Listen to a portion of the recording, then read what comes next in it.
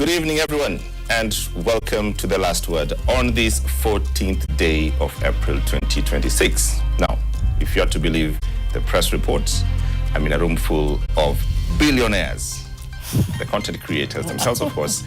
A report by Odipodev that came a few days ago suggested that the Kenyan content creators are minting money. Really a lot of money. But tonight, we'll hear from the horse's mouth, as we like to say.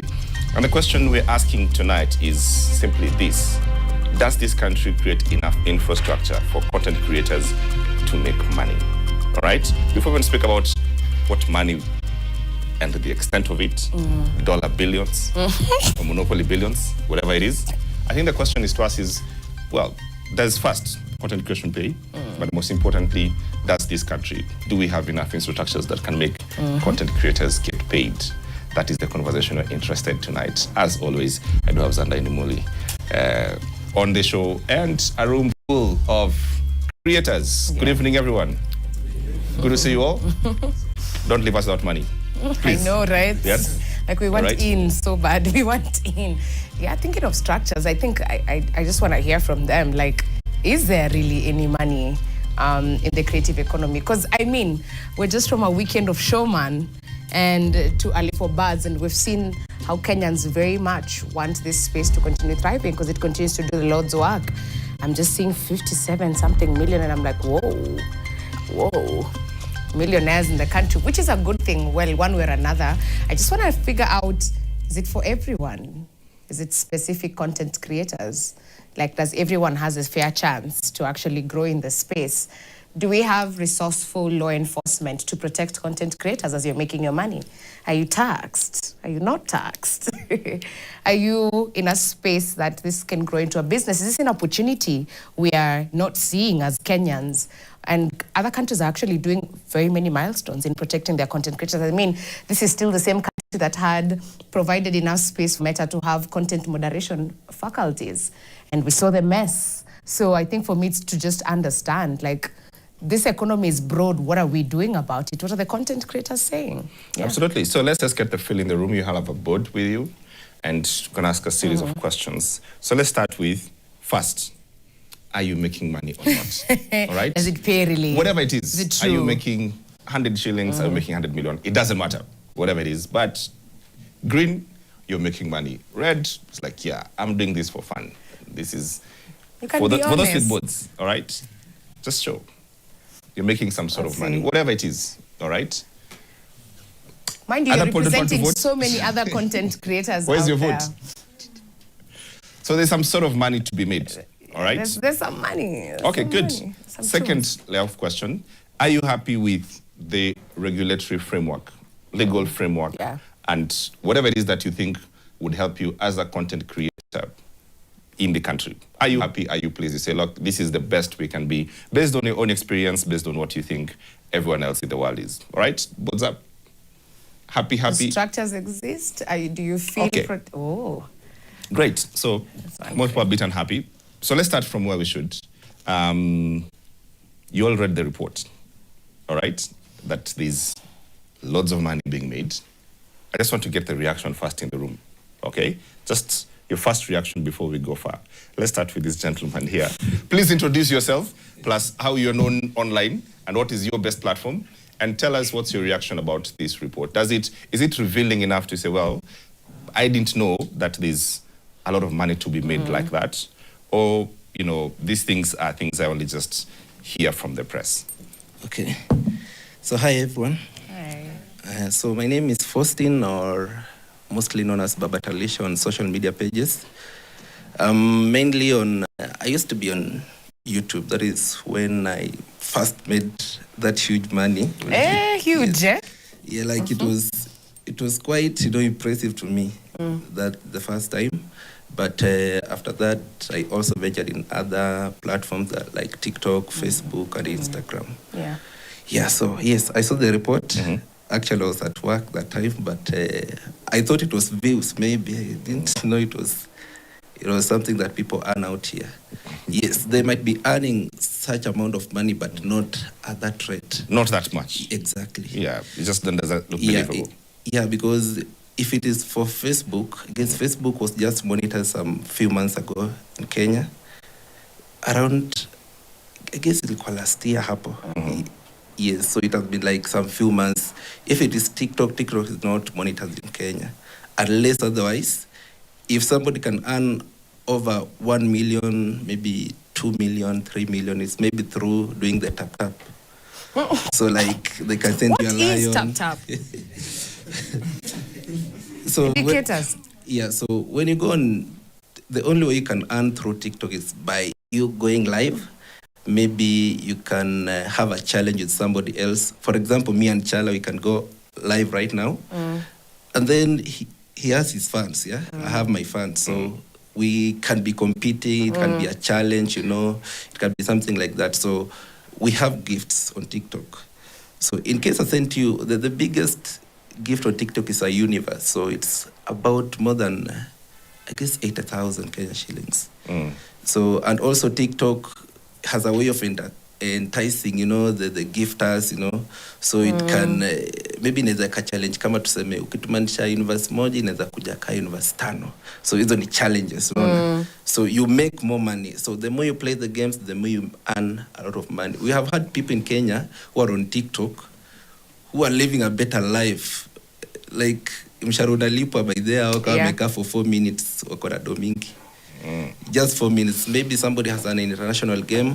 He can make up to 3.5 million, 2.5 million just in 4 minutes only. And okay. Quite town. Yeah. All right. So the report to me, I don't know if it's, for me, it's a no. Okay. Yeah. You don't think he'll switch there? Where's the microphone here? Yes. Good, sir. Good evening. Yeah, my name is Prince Chala. Yeah, popular on social media. Kila mtu ananijua na Prince Chala. I'm a digital content creator, businessman, and a brand ambassador to different companies.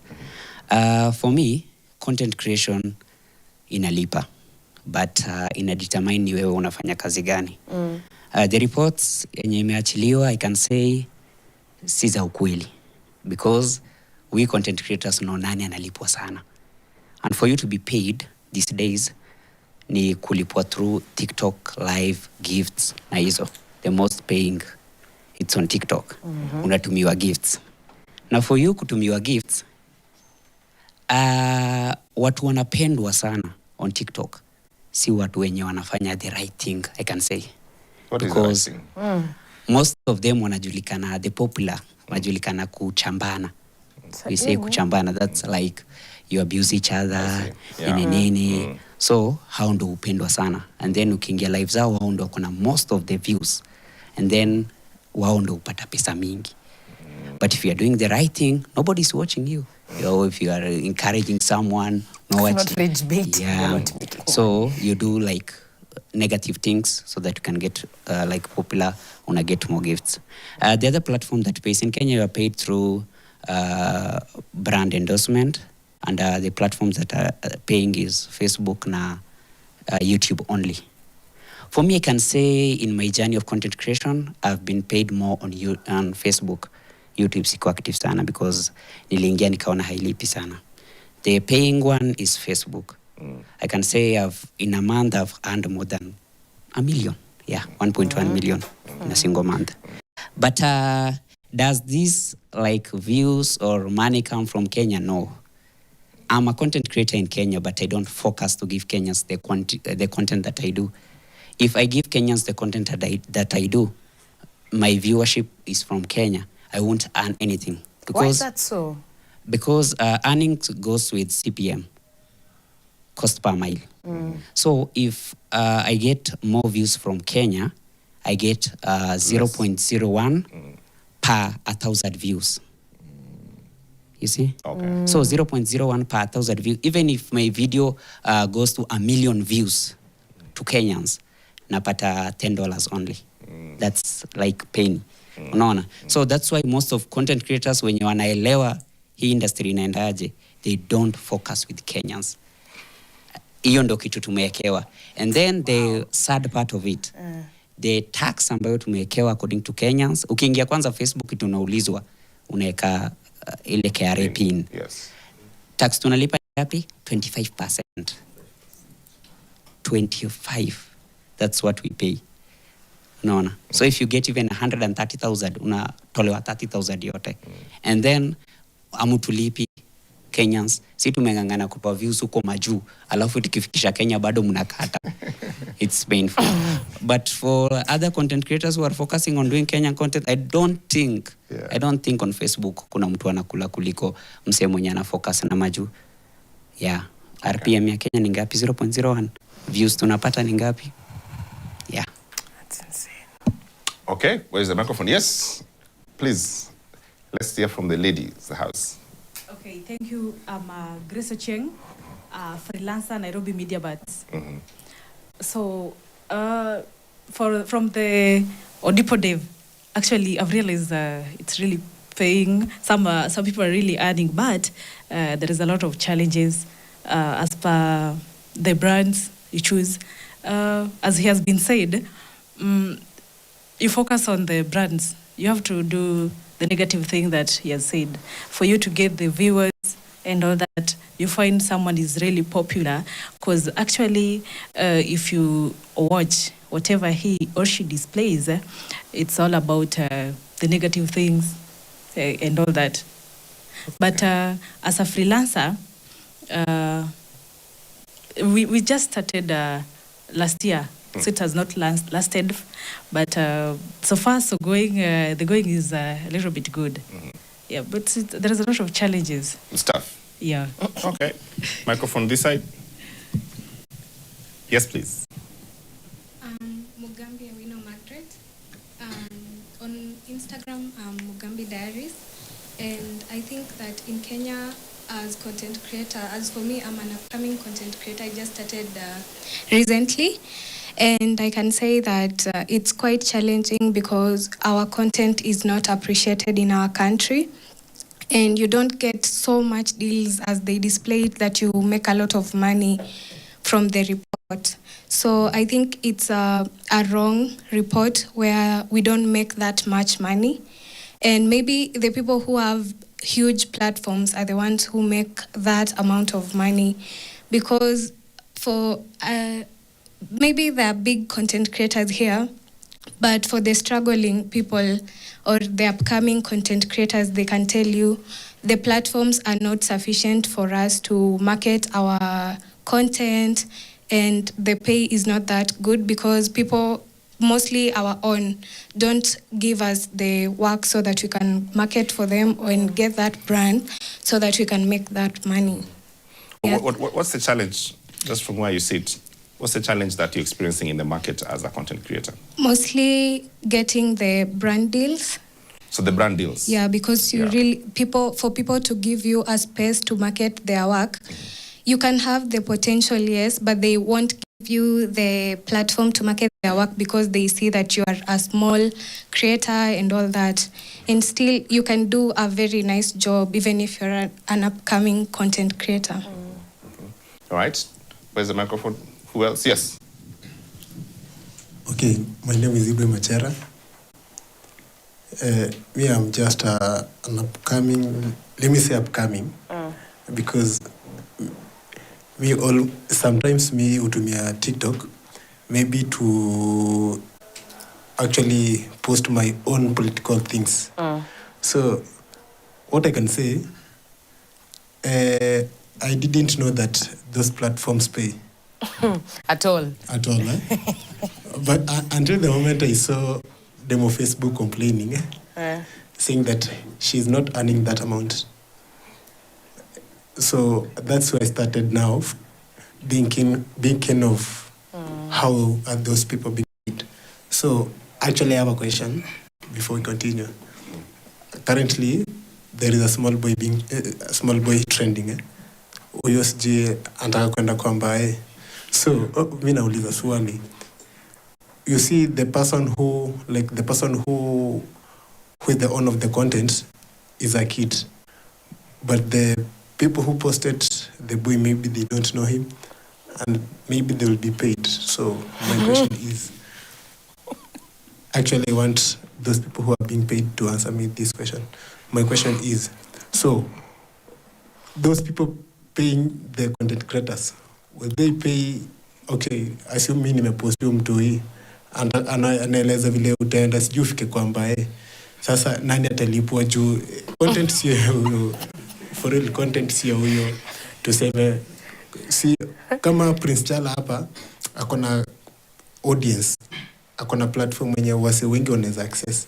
So my question is, assume yeye ndio amepost, wewe ndio utalipwa ama ni hawatakulipa? The content, you want to answer that? Yeah. Okay. Okay, for that, mwenye amepost content ndo ata-earn. Lakini na determine amepost wapi. Akipost kwa TikTok, hakuna kitu atakula. Hata get 1 billion views. In Kenya, we don't have monetization on TikTok. Hata kula kitu. What blocks this monetization? Why are we not monetized? I think government ndio angefai kuongea na wase wa TikTok kwa sababu other countries kama Nigeria iko monetized. Wame monetized through content creators ndio walipush the government waka request ikuwe monetized. Hivyo ndio monetization inapatikana ya Facebook ilipatikana, sijui kama ni ukweli. Nimesikia Dipotita alipush kwa president akamonetize. Hiyo ndio kitu president alitoa kwa speech yake. Nilisikia akitaja. Yeye ndio amesaidia. Lakini for the kid, maybe ataonekana, apewe brand deals, Infinix wamtafute wampe nini, wampe mtoto anaweza lipwa akiwa like akienda viral. Cool. But through views hakuna kitu anapata mtoi. Okay. Yeah. Okay, hello guys. Oh, my name is Hilarious Kirago. I'm a Kung Fu master. Ananiitanga hivyo. So, mimi naweza sema a point of correction. Si ni billionaires. But when it comes to views, Kuna billion views. Billion views ni billionaire. Lakini tukuja po currency. Mambo ya pesa. Ni mbaya. It's a joke. Alafu sometimes mimi napatanga kwa my video, maybe on TikTok, they are playing an ad. Na mimi sipati anything kutoka kwa hiyo consent. Wanafanya ads na video zako? Na video zangu. Si unajua sinafoni pia some credit. Yeah. Alafu mimi naamka tu asubuhi naenda kwa duka, I buy some expensive gadget, maybe an iPhone camera. Nakuja na post vitu zangu and someone is mtu tu akatua hapo anangoja kunitax 25%. Hakuna effort umemake. Wewe unangoja tu. Ni wewe umekuwa mfupi peke yako. Ni mbaya. Alafu wanakutax 25. Unajua ukiangalia views zako na ukiangalia Kenya unaana. Yeah. It makes sense. Shida iko wapi? Yeah. Sana shida iko wapi? Monetization ndio shida. Mimi najua for TikTok to monetize, the government ndio inaongea na the people concerned, the TikTok community. Hao ndio wanaongea na wao. Wanaangalia kama you are eligible to monetize in your country, and then they proceed to monetizing. Sasa hivi leko brand deals. Do you do some brand deals? Is it enough? Brand market deals. The way it is, yes. Brand deals zinakaa once in a while, because hata zile brands mingi ni wase fulani wana hold. Actually, that was my next question. Like, I want us to beat off the jargon. The opportunities you get right now in your journey in content creation. If I start an account today and I want to take the same journey, what are the chances that I'll be any successful in getting any brand deals in this space? And to the rest of the audience, do you just get these deals, or do we have people who hold these deals and bring it to the room if they choose to or not? And if so, why don't I see brand deals with everybody? The brand deals are always Infinix, stores, Omo. Probably I'll see the same, almost I'll see the one person in like 3 ads and 3 different partnerships. Why so? Oh, you are starting, sindio? You are starting. Tuseme your chances of getting a brand, tuseme ziko chini juu kuna watu wanazihold tu. Kuna watu wanakuanga hapo kwa hizo brands, ndio wanapati yangu, wataangalia, watapatia nani na nani.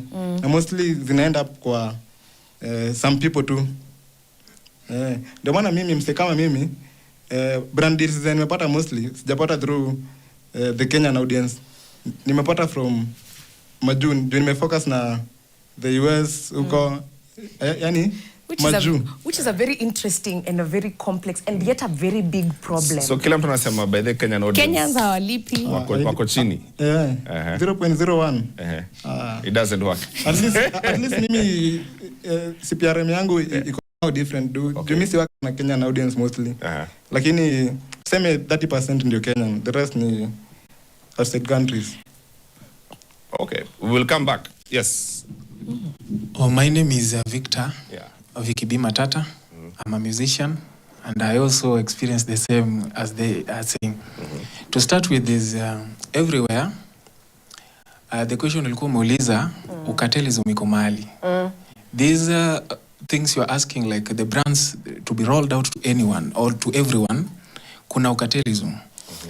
And I see TikTok pale ukiangalia, there are people who hold these things wanajulikana. Ukitaka kuenda kwa nani, they have names around. So you find that this journey is very expensive. Mtu atakwambia my friend amesema anaenda kununua gadget. It's not a cheap gadget. It's expensive. So you're going to start capturing whatever you want to capture to sell to the world. So I think for us to earn issue, it's called CPM or RPM, the YouTube side. The government can only help us by checking the treaties, the tax treaties. Wamefanya na the other countries, so that one is a race. These people are listening. So that if you're doing business in Kenya and you have your headquarter in Kenya, then you should give us something, you too. Because this is our land. Why should we suffer and we have you around giving you land to have office? Even if you bought it, it's not your motherland. It's our motherland. Sorry, but I'll say the government to help content creators, depending on the, if I start by saying, nikiashiria the report that was there before, the report might be true. I cannot dispute the fact that mtu ana earn juu, mtu ana earn chini. These people who are mentioned, they also have a journey. They've struggled, we've seen them. Yeah. They are capable of earning all that. The thing is, hawa watu wanakuja wadogo wanakufa moyo haraka. Alafu wanaonekana wenda wazimu. Wakiapia mahali, they are being seen as people who are not even important. People are not even relevant. Ukiona content creator, mtu anaona ni kama sangwenya. There's this term sangwenya. Umekuja kuomba. You see? Sini ukweli? What? It's not a lie. We are here, this is the only chance. We speak it once and for all. Mtu pia atakuja kusema yake. So if the government wants to help Kenya, umesikia our content creators wanasema, sijui mimi sipati audience wangu Kenya. Mimi kwanza nimedepend kupeana Kenya sababu I sing what they listen much than hao watu wa nje. So I depend on them to listen to me and give me that money than wale watu wa nje wa majuu.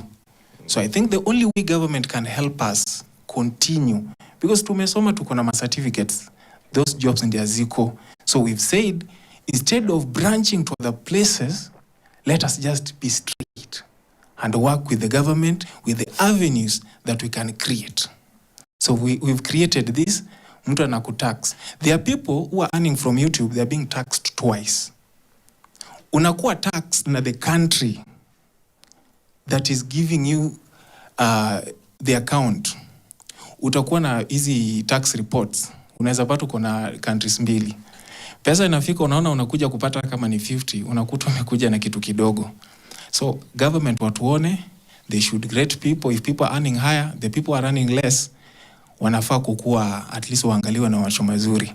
Ama the solution is all the content creators should be given an opportunity to serve as Kenyans who are working na wekwe under salary. Kitu kidogo sio mbaya. There are countries who are paying their citizens because of good work. Okay. Thank you. All right. Shukran. Let's come here. Good evening. Yes. Robin Tieno. I'm an artist.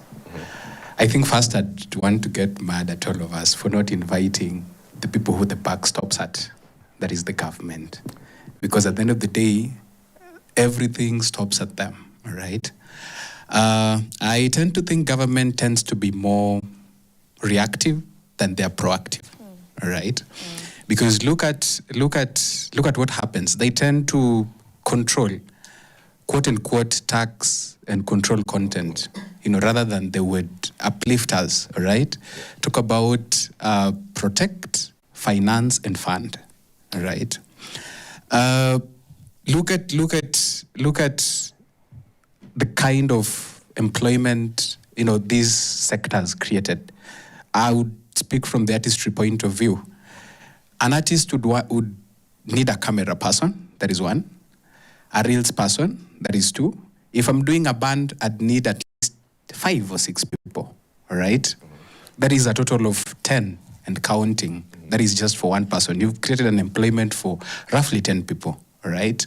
But the government doesn't see this. So that I was so much interested in doing my music on YouTube, but I left. I do bands and stuff, and I feel they pay me better because I'd simply Where was this? on my platforms, TikTok, Instagram, of course, all those other places. Right. Fine, I haven't been monetized on those platforms, but I get the rage out there. Everyone else is complaining about what is happening. So I tend to think the buck stops at the government, because if Meta was able to monetize Facebook, why not Instagram? Because it is the same company, right? Meta, I believe Meta owns both Instagram and Facebook. They do. So if the government was negotiating, why did it negotiate partially? I mean, we should have all the social media platforms monetized, all right? Secondly, I feel our distribution platforms tend to give visibility than the currency, all right? If you'd want to get endorsements, as they've said, there's a lot of gatekeeping in the industry, because we'd want to only, get those we know for perhaps having the numbers and stuff. But remember, we need to keep the cycle going, because these people at one point, they'll go away, all right? Or we will need other people in the game. So that stops at everyone else, getting what is right. So I'd really want to channel our frustrations to our government. I think it should really should do a bit better than this. We should do better than this, I so much believe. All right. What does that change look like? Like, also, the idea around the bar starting and stopping with government is risky for me personally, because I think there's a civic responsibilities and we pay taxes to receive these things, right? So what is that government needs to do more? Because I'm trying to also understand, we've already debunked, yes, there is presence of money being made. There's presence of cartelism, like they had said. The thing is, if do we have existing legal frameworks? Like, are you safe to own that account? Can the company wake up and close that account? And do you have referral methods to follow up on your account? Can you sue some of these institutions? And if so, what is the precedent? Like, do we have cases? Do we have situations whereby content creators have sought legal assistance and there's probably no legal space for it as well? Like, does our constitution cater to this new age of information? I'd also want to get us to a point where, what is the responsibility of content creators? Like, are we organizing? Are you guys organizing amongst yourselves? Like, do you know how to take care of each other as a community? Whose work goes where? Do you guys support each other? Is there systems for that? And I'd want us to also find out the answer to this question. Why are Kenyans not taking up Kenyan created content? Like, what exactly is the reason? This is a very good question, Zah, and I really, really want, especially the question of, do we know how to take care of each other? Yeah. Do we know how to organize? Because everything is political, all right? And if anyone, especially in government, believe that I'm not dealing with you and you and you as individuals, you have absolutely no power, all right? But I want us to take a short break. Yes. I want my producer to go on TikTok, tap, if you're watching The Last Word here on NTV. Let's make some money, all right? We take a short break, and we'll be right back shortly with content creators. And we'll start from there. How do we organize? How do we make sure that we understand and do better by all of us? You're watching The Last Word here on NTV.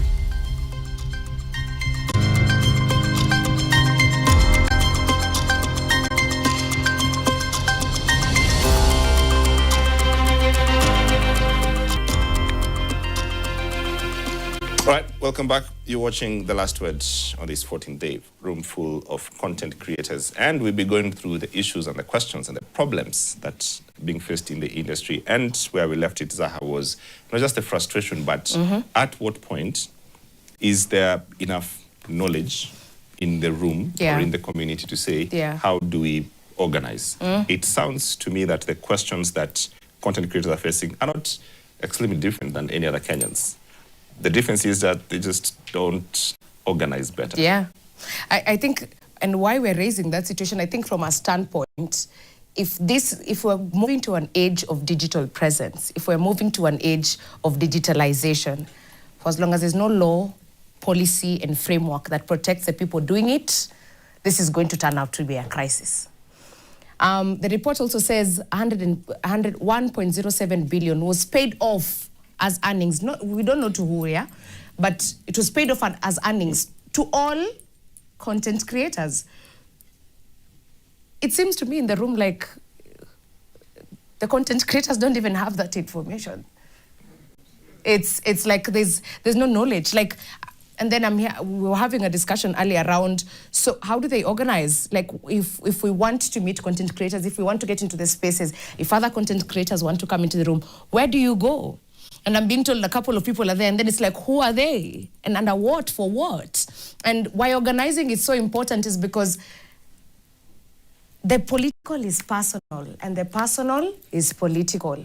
And I'm not saying politics should be your content. What I'm saying is, what are the structures around content creator spaces that allow you to understand how you earn, what you can earn, what protects you in case of anything, because this is a digital age. There's deep fakes, there's disinformation. Something can be catalogued back to you and you can be in court for an offense. How do you take care of yourself with that?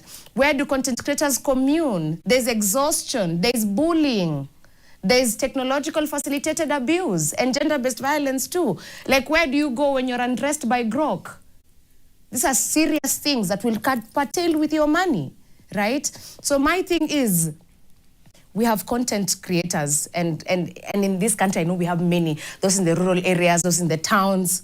Has Kenya defined its content? You see the way other countries are known for particular things. Like, when like today we have a WNBA draft from Kenya Mumias or Accord. And I'm thinking, when we're saying Kenyans don't accommodate and don't accumulate our content, where is the gap? What are Kenyans looking for? Did we see how many people showed up for Wangari Maathai's theater, the show? There's a deep need. Kenyans have a deep need for you guys. Kenyans have a deep need for in-depth content. Kenya has a deep need for Kenyans to do something in social media. And I mean, one way or another, aren't we number one in bullying? Again, like, we take care of our Kenyans everywhere. Say one wrong thing about even the flag and you might be dead. How does that translate into actual support to the community? So I think back to you guys, like, what is this work? Because I know it starts with the government, 100%. There has to be policy, there has to be this. What is happening within the content creator space that is taking care of content creators? What are these issues? How can they be addressed? How do you invite people into the room? Absolutely. Good, sir. What's your name? How are you known in that other spaces? So I'm Jay Conta. Yes, I was once a content creator, but now a brand manager. And one thing I'll say... You're the gatekeeper. I'm not the gatekeeper, by the way. So you've touched on so many things yenye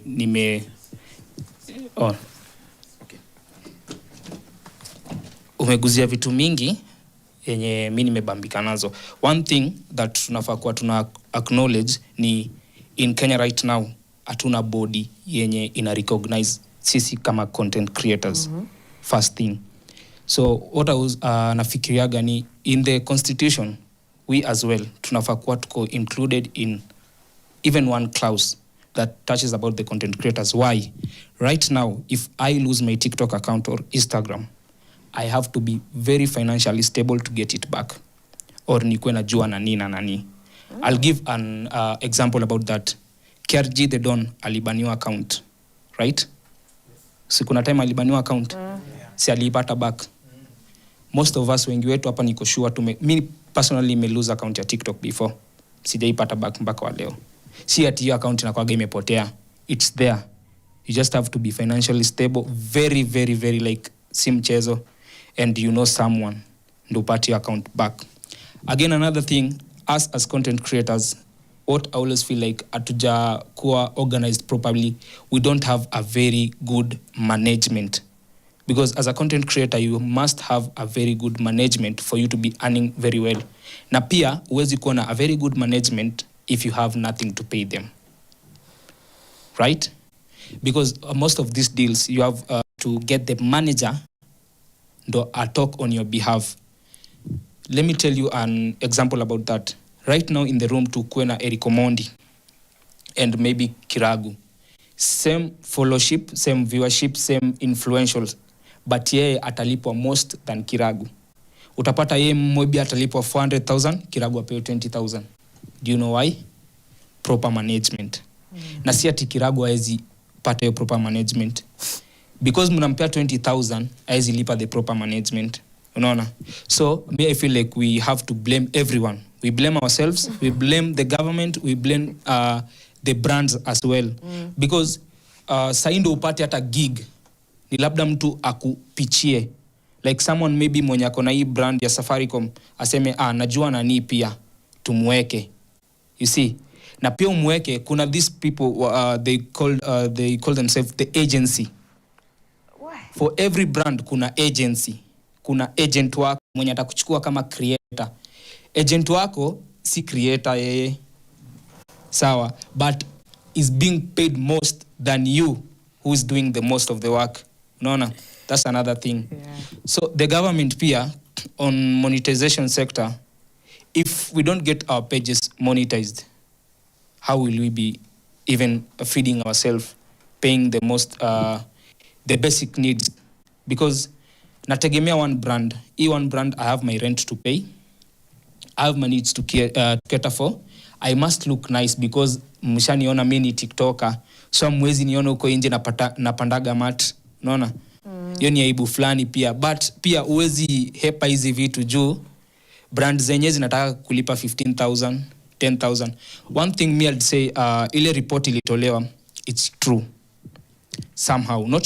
Not everyone mwenye ako kwa ile list ana earn that amount, but some of the people wako kwa hiyo list wana earn that amount. I'll take the number one, Eric Omondi. Do you know how many brands Eric Omondi ako nayo? Many. And you know, let's talk about the was it Raunga or whatever.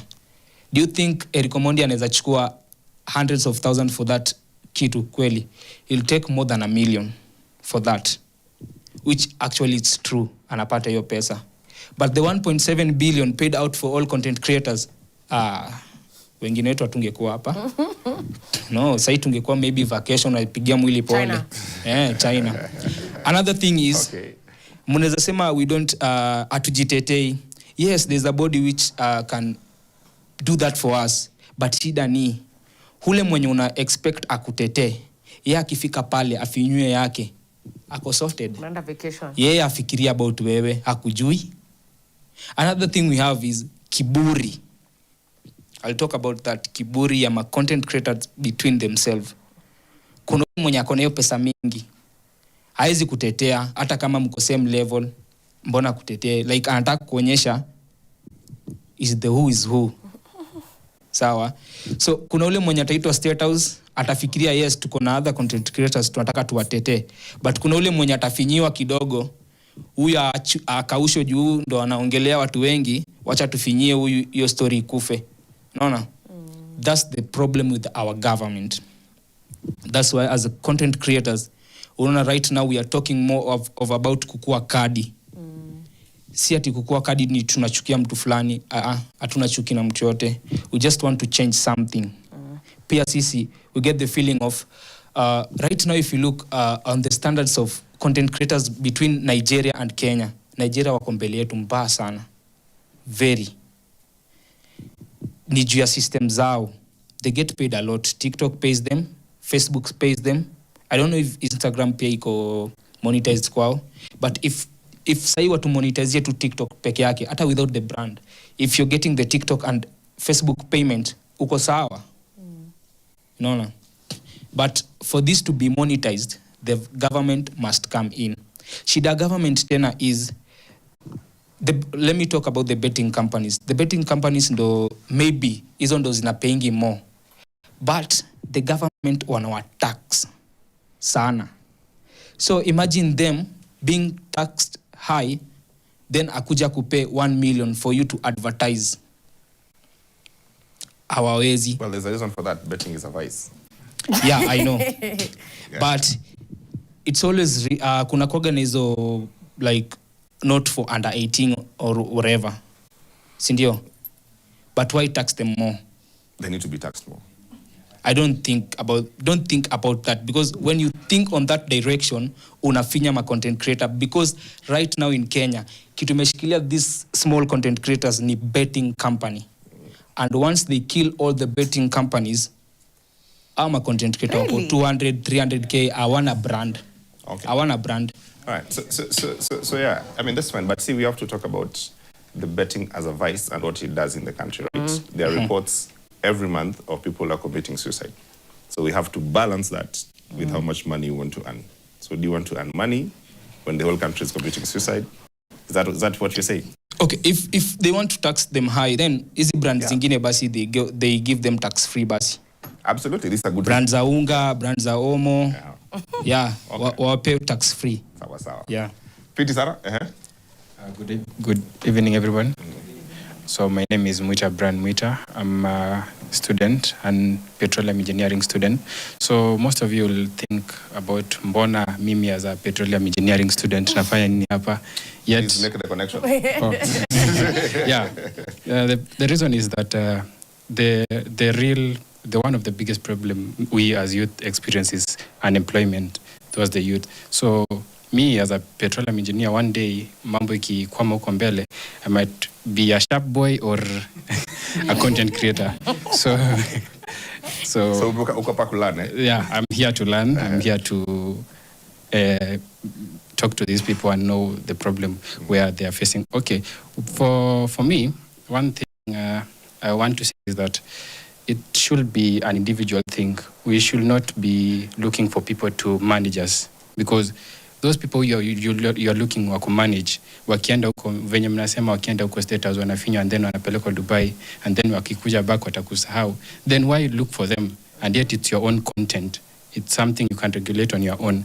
The only thing we should be talking about is the government, about that 25% of tax we are saying. And we all know that the creative environment is contributing around 5 to 6% of the GDP of Kenyan economy. And that is very crucial for us. And we can make a lot of money if we all want to. So it should be a collective thing. We should not be looking up for somebody atiaenda kututetea huko kwa parliament. It's you to decide.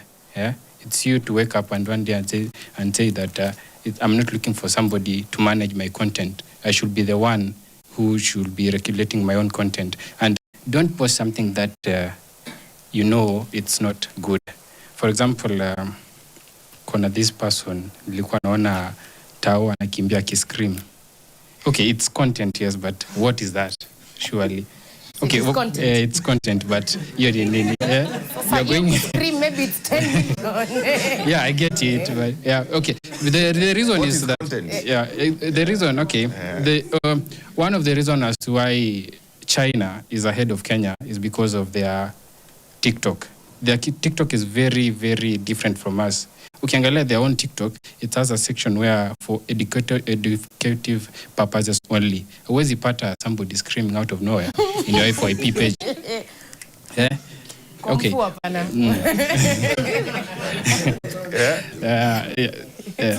It's okay. It's okay. Miss Ja, I don't want to nini anybody. Your content is your content, but at least let it be educative. At least. That's what I can say. Petroleum engineering. Yeah. Sure. Thank you. Oh, hello. Mimi nasema aje. Unajua content, sisi kila content creator ana educate. Kuna mimi kama content creator, I'm here to make people happy. Yeah. Mimi ni comedian hivyo tu. Mimi siko hapa ku educate.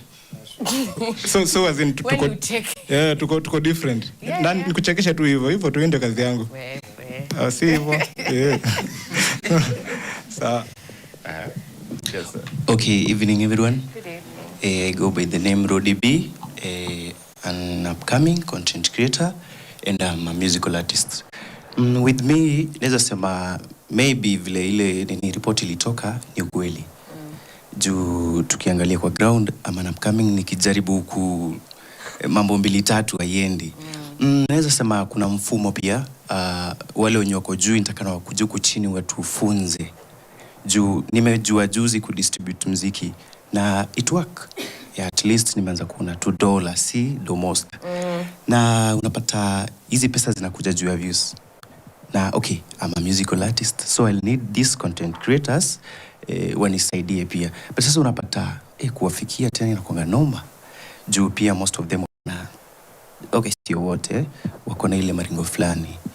Yeah, so with me naweza sema serikali kuja na mbinu mbadala, ituonyeshe, itufunze, ndio tukikua, you know, content ni pesa, inalipa. Hata mimi naweza sema kidogo na earn kitu kidogo hapo hivyo. So ituonyeshe na ijue vile itakuwa, na pia hapa hivi tuna create job opportunities. Yeah, ni hiyo tu. Hello everybody. Hello. So my name is Neville. Neville Mulama, I'm a rapper, artist, also a photographer. So on this issue, naona kwa content, the government should see it as an avenue, as a new avenue of employment. There's someone who said here, mi kama artist, nikitengeneza content, kwanza we should realize kwa dunia content venye iko saidia kuna content ya aina mingi sana. So if the government ita take time invest, iangalie kama sector venye kuna health sector, kuna education, kuna agriculture, sa kuna hii content sector. Hapo unajua umeemploy cameraman, kuna actors hapo, umeemploy voice over artists, kuna editors hapo. So it's a whole ecosystem that naona government and watu wenye wanaweza invest pesa hapo wameitupilia mbali, rather than wakuje wakae na waangalie successful countries wenye wameweza kumonetize vizuri. Sana tunatumianga example ya South Africa, Nigeria, abroad. Tuangalie what exactly wameka in place so that waweze kuwa successful in doing this. And it's quite unfortunate that Kenya sitko top 3, like if kasi number 1 ni number 2 ama 3 internet users, and yet hatuja capitalize yet. Meanwhile ukiangalia countries zingine, mtu akitaka kutrend ama akitaka kula views anataja Kenyans tuna flood comments, au analipwa based on engagement na nini, lakini kikuja kwetu sisi wa Kenya wanataka kutupigia excuses that azieleweki. Then ikifika hiyo point ya doku kulwa, pesa yenye watu wamegenerate. I've had the fortunate chance to interact na some of the content creators hapo. Hakuna kitu hapo enye wamesema ni ukweli. Sadi mimi nilikuwa nasomea report na shanga aji. So hata wakisema pesa ilitolewa, there is the few, tuseme hata 100, like niko sure if we decide to list the number of people tunaonanga online actively wanapata hizi brand deals, wanapata hizi engagement na opportunities, hazitafika 100. Yet ukiangalia the number of Kenyans wako online, the number of Kenyans wana create content, hai match up na hiyo. Meaning kuna mahali kuna disconnect between wenye wako huko juu, kuna gatekeepers mahali hapo, and still the government inafai kuja create avenues venye nilikuwa nimesema prior, kwa kuangalia countries nyingine zenye zimeweza kufanya hii successfully, so that pia wenye wako chini waweze kula the same way na watu wako juu pia waweze kula. And then when it's regulated, itakuwa easier for everyone to eat from the pie. The same way ukiwa intern daktari unakula na bado kuna surgeon anakula, though ni different amount of money, lakini either way kuna something yenye inakuwa divided, rather than watu tu uko kidogo na kulia uko juu, then the rest tunabaki tu for entertainment, tunabebwa just like clowns tu. Si kazi tu ni kulike, kucomment, kubuli, kutukanana, then we call it a day. So that's my take on that. Wow, interesting. Anyway, so for me, I've been on this journey for some quite time. Yani time mingi sana. Since 2020, I guess hapo. So what I can say is, me, I've been seeing creator programs zikikuja Kenya, mostly on TikTok, Facebook sometimes. But sijui kama kuna mtashaenda hapa. TikTok creator programs kuna mtashaenda. Inaendangwa wapi? Like was zinakuwa. So pia si tunazionanga tu kwa TikTok, kuna wale a few wenye uende huko, like anytime kuna like mostly TikTok they normally come in Kenya a lot. So they normally have those creator programs each and every time. But the same people each and every time, each cycle ndo nakuanga pale. So for us, you see like Facebook right now you can pay for verification. But now what on TikTok nayo? TikTok you have to pay like, I guess kuna watu wengine wanaenda kwa countries zingine kwanza they pay like 50,000 to get their accounts verified. The same thing nilikuwa nasema hapa. I had an account of about 1 point something million on TikTok ikabaniwa. Ulifanya? Okay, kama sasa nikitaka account hii iende, I just tell people to go and report and ina disappear tu hivyo. You have not done anything, yeah? So that is what hiyo ndio kitu happen hapo, unaona. So we don't have even a body in Kenya like ile tunasemanga sasa kuna meta support iko Kenya, sasa nataka kuna ofisi mahali. TikTok ndio ongelesha mazendi account yake irudi na wakati ni sakas tu. Sijui kukua verified like other countries, for example US. You can just apply verification without paying, yeah? You can just apply. Like I've been out of Kenya, I've gone to Thailand. When you go to Thailand, already data TikTok yake inabadilika kila kitu. We have whereby you can place your, product, services, what you do. You can still, people, like CPM yao watu kuanu huku iko juu. Like hizi views mnapatanga Kenya kitu kama 1 million hizi. CPM yao iko juu kabisa, like you earn a lot of money through views only. So you don't even need this endorsement. So about partnership na endorsements, it's not a must you have a manager. For me, I don't have a manager. And right now I have like more than 20 brands I'm working with. Nona. I don't have a manager. Nobody, me, kila kitu mimi mwenyewe ndio ufanya everything nayo. So I guess it's also your personal responsibility as a content creator to, kujipush.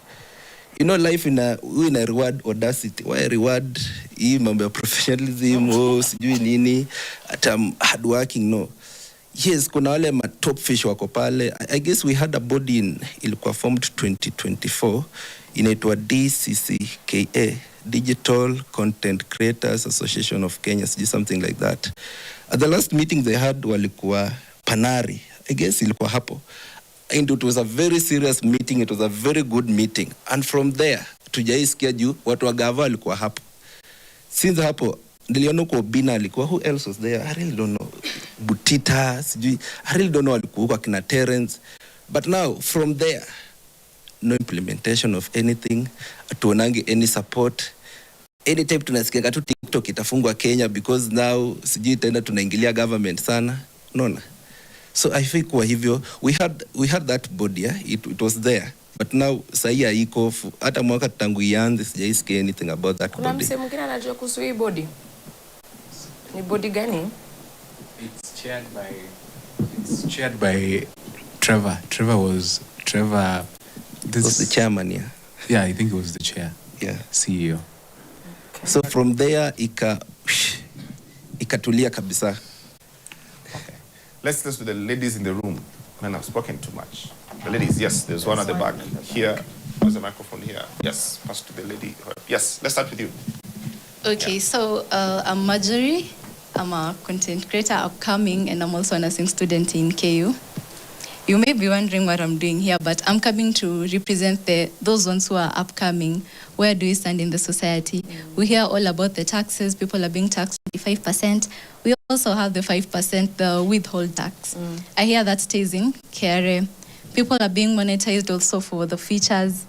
People are withholding the features. Once the features get in Kenya, people have already seen it. The other countries are getting them fast. We are getting them late. Also about the being recognized globally. We are speaking of countries like Nigeria. Nigeria, their government is with them in terms of content creation. Where is our government? We need support from them. They need to also represent us globally. And also, we need to be there for the budget. They need to count us on it. Also, we are talking of, they've been talking of people getting taxed. It happens I mean, like, I know we're being taxed also as business owners, but how much are we earning and how much are we taking home?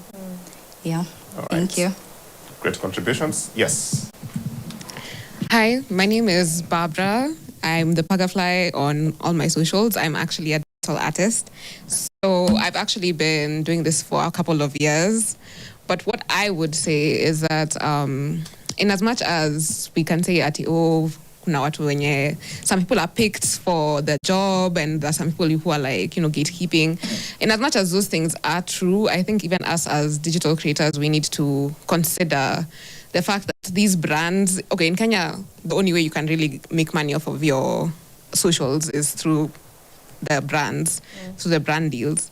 So I think we also need to understand as creators what exactly do the brands want, because you can say it's being gatekept, but then the thing is the translation from views into actual sales, into conversions. The conversions is also what the brands look at. So in as much as there can be like two people doing the exact same thing, the brands will look at who is able to convert the views and all of these things into actual sales. So there also needs to be a bit of a discussion about that. We also need to talk about are we actually doing our parts for these brands? Are we actually, doing the job that the brands actually want us to do? Because the job that the brands want to be done is the conversion into sales. And then also the other thing that I wanted to say is in terms of policies and frameworks that needs to be put in place, there needs to be policies that actually ban and regulate how people can use AI and how people can use your content online. Right now, if you are a creator, like now for me, if I post something online and let's say the brand, labda hata sijalipwa, wamechukua content tu, wameenda nayo, wamepost. Like by the time you actually go back and actually talk to the brand and get all of this sorted out, it's very few brands who will actually come back and pay you. Most of the time, it's going to be a whole long process. And for us as creators, I can say we all look pretty young in here. I don't think there's anybody who's that old. So how many people actually have lawyers? How many people have advocates? How many people have access to these things? These are things that, you'd be speaking from a place of privilege to say, you need to be able to get a lawyer, you need to be able to get... Those are things that you're speaking from a place of privilege. People are entering the industry because we're looking for a way to actually make money. So, if, let's say, a brand doesn't pay you or they don't pay you on time or they steal your content, all of these things, there's no actual way for us to come back and actually get our lick back or actually get these brands to pay us on time. There's no there's no support from the government. It's non-existent. So unless you as a person, you actually know people, lawyers, you even know the law, because even us as content creators, you can post things about, the laws on content, the laws on this, but how many people actually want to watch that? How many people are actually interested in watching, all of these things going on, like content creators fighting for their legal rights? Most of the people, when they go online, they want to watch the funny videos, they want to watch the content that they're used to, and then they leave. Once you start talking about, Article 37, Article CG 50 what, they've already scrolled, so you're not even going to get as many views. So I mean, the problem is a problem all around. I don't think you can really point and say, this person did this or this person did that. It's a problem that is systemic. Okay. It's a systemic problem. I have a question for you. With these issues like you're raising, so it opens up an opportunity, and it's clear that this industry is also a refuge for Kenyans. Like Kenyans are like, I can't get a job, I can't do this, I can't do that. Let me start my own business one way or another within the industry. If you're to paint a picture of a content creator being well kept, well protected, the government is facilitating, etc., the things that you guys require, what does that look like? I think, first of all, us as content creators, we need to be the first... the first barricade. We need to be the ones at the front lines. So when we speak about the government, we need to be able to say that even us as content creators, we're working to get ourselves into these positions in the government where we can actually tatea for each other. Because if it's somebody who's just, they don't even know about TikTok. They don't even know how to use TikTok. And then they're over here putting bills that say that we're going to be taxed 25%. They know nothing about the industry. So we need people from our own industry, first of all, there, because the policies have to be done by us, the people who are in the industry, the people who understand the industry. As long as there's people who have never been in the industry, as long as there's people who don't know anything about the industry, making rules about the industry, then we can't really go anywhere. But you see now, also us as content creators, then we need to put our best foot forward and try and, understand all of these policies and all of these frameworks, and also just put ourselves there so that we're working in tandem with the government instead of always being like serikali imefanya hivi, of course imefanya sijasema wajafanya, but we also need to be better. We need to also try and also talk about these issues more. Okay.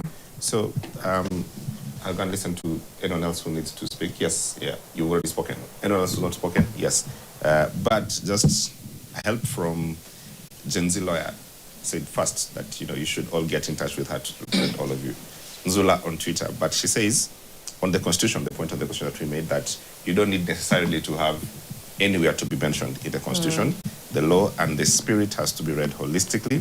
Now this brings in the power of freedom of association, and she's suggesting you need to get into a union because that's the only way you can access some sort of justice and organizing power. So not just association, get into a union, all right? Enye ikona chairman.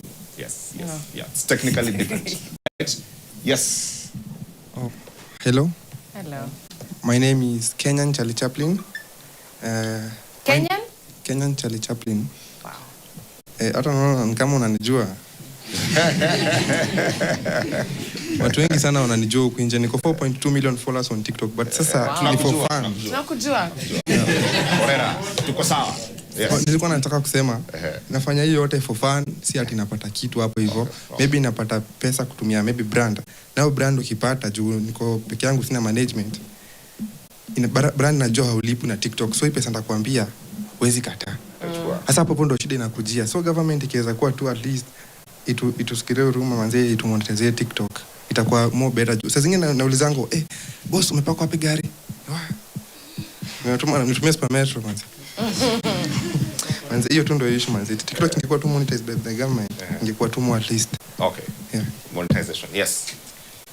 Evening everyone. I'm Edna Sisa, Eddie Leons, an upcoming content creator. I see most of you talking about TikTok. As for me, we are many here. Yeah. We're working on a stage play, creation of events, that is. We have a group, Flex Creative Group. We are working on creating an event come the end of May. But we're facing many challenges. There are challenges such as, you see, like hiring going to a theater to perform, it's like 100K. And it's expensive for young people. What's your play about? It's about a Russian guy. The Russian guy. The Russian guy. There is, the Russian guy. When is it coming? We organizing an event come the end of May. Yeah, we call people of goodwill, the government, the stakeholders to purchase tickets. Where is it going to be? We're still working on it. All right. Yeah, we'll make it public when in a we room full of content creators. Yeah. When you're ready, tell us. Okay. All right. All these people should be able to post. Yeah. For her, right? It contains a lot. There's dancing, there's stage rap, there's comedy, there's also eating competition. Okay. Whoa. All right. I want to see it. Okay. All right. Yes. Good evening, everyone. Good evening. My name is Damaris. I'm an upcoming content creator. As for me, I majorly do YouTube because TikTok, I feel like being judged. It's toxic. Yeah, so me, I do major on YouTube because the comments I receive on YouTube is like nice and it keeps me going. Yeah. Yeah, that's where I do major in. And the challenges I face as an individual mostly is Hold the mic just next to your mouth. Yes. Yes. Sorry. Yes. The challenges I face is, personally is let me just say, I'm becoming inconsistent. Like sometimes I'll be like, I'm going to post a video like YouTube once in a week, like 4 videos in a month or 6 videos in a month, and all of a sudden I post 1 video. That's my own challenge. And now the fact that we as young content creators, we really want to earn that money from YouTube, from Instagram, from TikTok, and from Facebook, we need that consistency because everything kenye tunafanya inahitaji consistency. Yeah. Okay. So I always feel like I've never earned on YouTube actually, sijai pata any dough, but I feel like if I started posting on TikTok right now, on Facebook, na nipate that brand deals, nipate that I become an influencer, I can earn money from Given it. a chance, you can make that bag, yeah? Yeah, I can do advertisements. I can just do it wholeheartedly. I can do it all. Okay.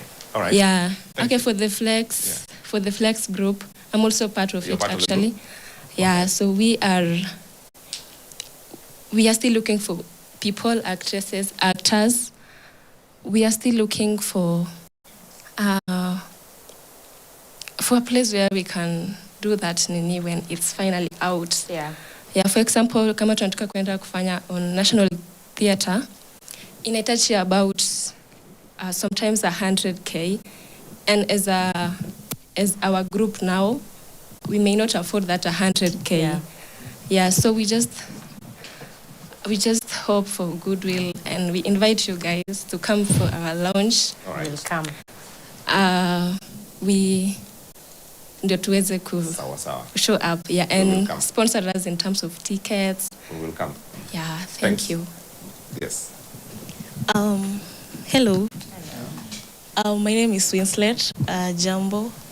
I'm known on TikTok as Winnie Agias, but I'm not like, I'm not like doing content. Huko. Well, I'm an upcoming artist, an actress, and I'd say like I want to answer the question: do content creators support each other? In that, I'd say they don't. Like I feel like say akishaanza alafu apate chake anakuja anasahau like the people I started with. Like anaona ni kama ashakuwa bila yule msema kiburi yani. Now for you to be famous or influential in this Kenyan government right now, in this country right now, I feel like people have normalized immorality. Like watu wana trend for being immoral, and it's normalized. I don't know why, but yeah, like mtu anaweza kuja na goodwill afanye vitu zake lakini hakuna kitu atapata, but then I decide like I wanna come out naked, and na ataitwa na brand deals, like atakuwa na brand deals kadhaa jo wamekuja outside here, she's naked and stuff, and ataenda hadi Dubai. Yeah. Ataenda alafu we na models zako utabaki Kenya, so I feel like it's not a good thing. So it's like immoral to who? It's I feel like the internet has a lot of people, and as you do something like angalia like nani wataona, it's not just about you. Like who are you influencing? Isn't it about you though? It shouldn't. Your content. It shouldn't be about you. It shouldn't. Like we've normalized it being about you, but like si hata si tunaona like kwani hujali like labda sijali kwani hujali like, so yeah. And another thing is about sasa our upcoming content creators. It really takes a lot for them to become that famous. Like wanataka kusupportiwa. I mean, if these celebrities or influential people could like be noticing people with their talents, not just waiting for that one video to, you know, that one like mtu anaweza fanya vitu mingi lakini kuna ile yenye utafanya absurd thing ndio unaona now what is this I'm trending out it, lakini itabidi tu umekubali juu imekuletea vitu kadhaa. So I feel like if these content creators could come out and support these young people into realizing themselves and knowing their talents, it could be a very good thing. I'd say like I'd still talk about the young upcoming people. Like we need a platform. We really need a platform to support us, and mtu kama mimi bado sijaanza kunini kwa TikTok and stuff, like we're still doing these show plays, you know, stage plays. Sawa. Yeah, and I need to get other comments before we leave. Thank you very much. Yes. So this should be the last person to speak. Yes. Good evening, Africa. Good evening. Yes. By the name, I'm called Okelo Stephen. I'm a filmmaker. I do a lot of films and scripts. Right now, I'm working on Blood is Not a Shelter on YouTube. You can search it. And entertainment industry has got huge problem. And the government, I hope, Mr. President, you are now watching NTV right now, seeing me standing here. Now, this is the message to the government. We want the good direction and good accountability, even if it's an organization that can chip in, a government organization that can align the entertainment industry, because entertainment industry is the only industry that has a lot of money, but most of content creators don't get this money because there's no good alignment.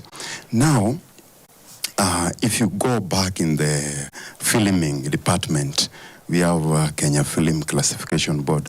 This board is really overcharging filmmakers. To do just a film in Kenya is very expensive. You cannot do even 5 films in a year here in Kenya. You can only do 1. And that one, ili kulipe back the amount you have spent is a hell. So we request a good channel, licensing fee kwa chini, yenye affordable to everyone, so that we get more films in Kenya and more educative films. And lastly, the theaters are for filmmakers and content creators. Why charge somebody who is starting 100,000 anaenda kuipata wapi? Umewachia millionaires, and millionaires, they don't bother about entertainment. They are busy making millions every day in their companies. So they don't bother. Yeah, they don't bother about that. Because if you tell a billionaire, do you know Babatalisha? He will ask you, who is that? Hey, tell me, do you know NTV? Yes, why? That's the point where the brand visibility of his company is. So that's where the interest is. So if you tell a billionaire, do you know Kelo, who is a filmmaker? No, I don't know that guy. Is that a TV station or? So we need to be serious as filmmakers and content creators. We come as one organization, then we speak one voice. Okay. Then we work together, we support one another. Imagine wewe Mkenya is being supported with somebody outside to get money, but wewe Mkenya uko na wivu mbaya zaidi ile ya shetani.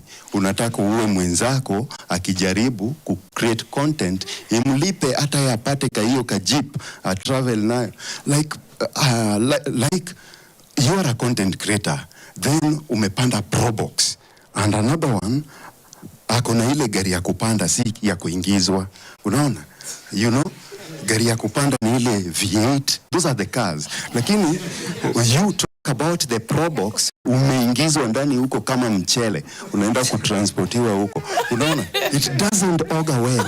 So we need a good alignment of the government to chip in in the entertainment industry to have, like now we have e-citizen account that killer services inaregistiwa pale. Why don't the government bring even that e-citizen account under content creators? We register as members, then at the end of the month, the government pay you something, a token. Uende ulipe nyumba 20,000, number 30,000 somewhere, and upereke watoto school fee. You made your point. I have to finish, but I see there's 2 quick comments. So I'm gonna 30 seconds, and then him, and then we go. All right? Yeah. Let's start with you. Okay. Yes. So you'll call me Stephen Odor or Rivan Rix, my stage name. I am an artist. So what I will say, I'll not talk much. What I'll say is that content creators should support each other. That is the first thing. The second thing is that you should push your content. For you to get that fan base, that is where you'll get some gigs, some brands, and all that support. All right. Yeah. Thank you. Put that to him. Yes, 30 seconds. Oh, thank you for the chance. I'm Chacha Daniel Mwita. I want to top up on the point she has said, and she said something concerning that too. For us, I'm not a content creator, but I manage an account whereby we create cultural content. So I've not heard someone talk about that in the room. So what I want to call for is that not only the government can support these programs or the fellow content creators, but also the well-wishers. You can see from a few incidents on social media, well-wishers have come up and supported quite a lot of people who are who have faced crisis in terms of maybe fees to pay or something like that, including the kid. He has been supported in maybe getting fees and maybe fees. So I think that is what I have to say because of time. All right. Thank you. So I'm going to allow 30 seconds and then Zaha will finish. Prince and Kiara, yes. What is your parting shot? Nimeongea before, but the things that nitaongea sahi ni solution to how tutabalance hii situation yote between the government, monetization, creators na kila kitu. All I can say, for you to be a creator, hakuna shule usually tunaenda. Hakuna. Mimi, for example, nimefanya degree in teaching. Mimi ni mwalimu wa physics na computer. But nimeacha kazi yangu kwa sababu hakukuwa na kazi. TSC walininyima kazi nikarudi kwa content creation. Niko kwa content creation kutafuta pesa. Sio kunacha talent yangu. I don't have any talent, by the way. For real. Mimi borake inanipea pesa. The same thing, mtu akikosa kazi anaenda mjengo. So, kunaenda mjengo kutafuta pesa. Niko kwa content kutafuta pesa. Tumeongelelea brand deals. Tumeongelelea monetization ya content ya mtu. Kitu tunafanya, brand deals ni few.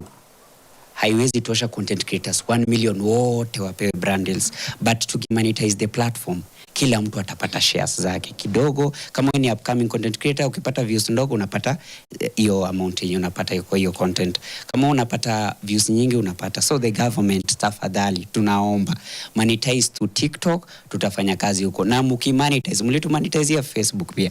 Na mkimonetize 0.01 hakuna kitu tunapata, because I can get 45 million views. Hiyo ni Kenya mzima wamewatch. But kitu nitapata ni 2,000. Itanipeleka wapi? Beta niende mjengo. Kwa sababu nimeingia kutafuta pesa huku hakuna, sinirudi mjengo. So they should increase the CPM tukule vizuri. Okay. Hello. Yes. Mimi naweza sema the only solution that tuko nayo sahi ni monetizing my content. Juu ukimonetize content yangu, it will save me from a lot. Kitu kama venye mmesema, ndakuwa na hiyo pesa ya kubagain na brands, ndakuwa na pesa ya kupata followers nimesikia, ndakuwa na ukimonetize content yangu, mtu hawezi iba content yangu. As long as how do we get to the international audience? How do you do it? Because everyone here is trying to get the international audience. How do you do it? International? Yes. 70% wasoma juu. Atuseme tu ni God.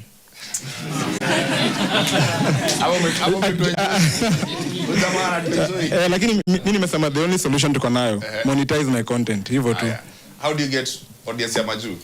kupata audience ya majuu, fanya content unatumia English because English ni international language, kila mtu anasikia. Na number 2, ukifanya content zako usiongee, fanya more of skits ambayo hata bubu anaweza angalia hii kitu ajue like something is going on.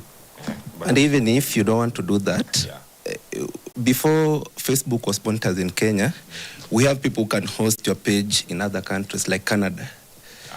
CPM ya Canada peke yake ukipata 100 views to like 100k views hivi, you get a lot of money. So most of these top like wako top unaonanga Facebook nini outside the country. yes, so they somebody who is hosting their platforms, so una create content ukituma huko hivyo tu, so long as account yako iko huko nje, you get a lot of good money. That is YouTube, Facebook, and maybe TikTok inaweza kuwa rare kidogo juu sasa hiyo ni tricky, but these other two you'll get a lot of money. Thanks. Mr. Malko anatuingiza ati ni God manzi. Anatuchorea. Well, I think this has been an interesting topic, and I think we should have it again and expound. I think there's work that needs to be done, as we've all understood. A lot of labor unions, a lot of organizing has been done by Kenyans to get into the room, to ensure you're represented. Also, this is a space that's growing really fast. And it's important that the public and the content creators and the people who actually tend to consume this content are aware of the opportunities. I think this is a very good space for jobs to be created. This is a very good space for entrepreneurship to come in. It's a very good space for civic responsibility. I mean, almost political campaigns are happening online.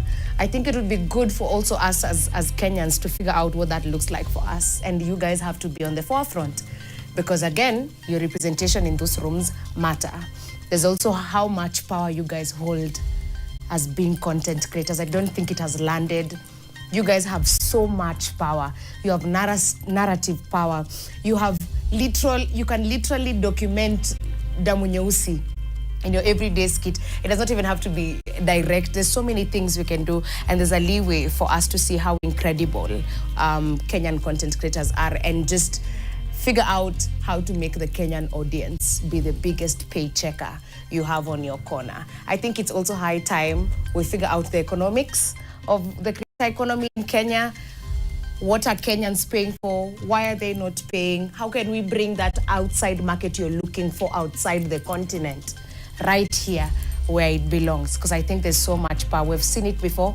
Kenyans will be there to support you. I think we need to figure out a way to bridge where Kenyans bring their money to content creators, and content creators continue to do the beautiful work of making us happy, keeping us informed, keeping us educated, but importantly, keeping us in those platforms. And of course, there has to be platform accountability, because you're in platforms that require to be very much looked at by government. Government has to be there to give reasoning around how much are they making you earn, and they're to what accounting. Why is it different here from the rest of the world? Who exactly sets the pace? Who is the one gatekeeping the economy at large? Because it's not just the people giving brand deals. There's somewhere that a lot of work needs to be done. And we have a lot of hope in you. And I think that's why this conversation was important. And we're looking forward to see the changes, but also power to you guys, because the amount of work the content creator economy has done to this country is phenomenal. And we'll be happy to see how it grows and how it exchanges its revenue to make sure everyone has a jeep, as I've had. You are watching The Last Word, and join us every single Tuesday on this very good show. See you again next week.